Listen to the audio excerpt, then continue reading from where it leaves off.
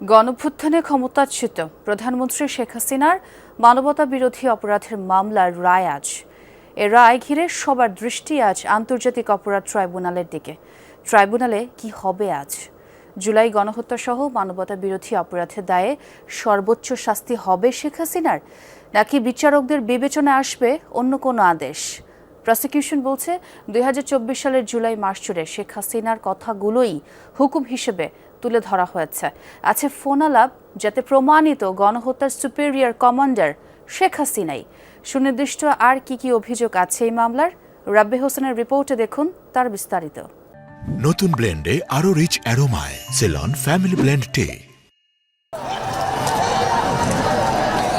জুলাই মাস থেকে টানা ৩৬ দিনের আন্দোলনে কয়েকশো ছাত্র জনতাকে হত্যা করলেও দেশজুড়ে পরিচালিত মানবতা বিরোধী অপরাধে শেখ হাসিনা, আসাদুজ্জামান খান কামাল ও সাবেক পুলিশ প্রধান চৌধুরী আবদুল্লাল মামুনের বিরুদ্ধে সুনির্দিষ্ট ৫টি অভিযোগ আনা হয়, যাতে বিচারের মুখোমুখি করা যায় তাদের।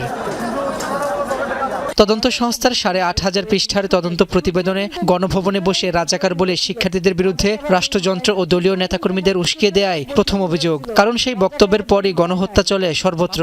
তার মানে কি মুক্তিযোদ্ধার সন্তান নাতিপুতিরা কেউ মেধাবী না? যত রাজাকারের বাচ্চারা নাতিপুতি হলো মেধাবী, তাই না?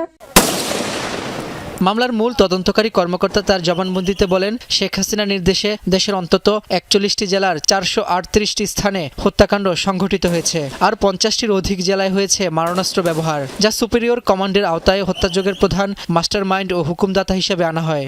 আন্দোলনরত ছাত্র জনতার উপরে মারণাস্ত্র অর্থাৎ লেথাল উইপন ব্যবহার করার নির্দেশ দিয়েছে। হেলিকপ্টার ব্যবহার করে গুলি এবং ড্রোন ব্যবহার করে ছাত্র জনতার অবস্থান নির্ণয়ের নির্দেশ দিয়েছে।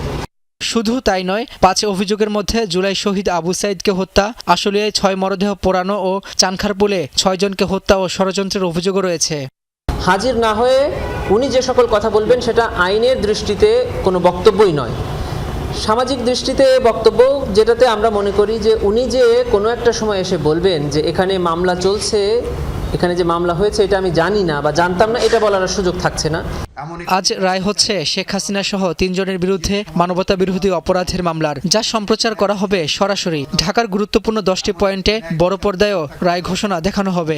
সমাজে খুনের রাজনীতি বন্ধ।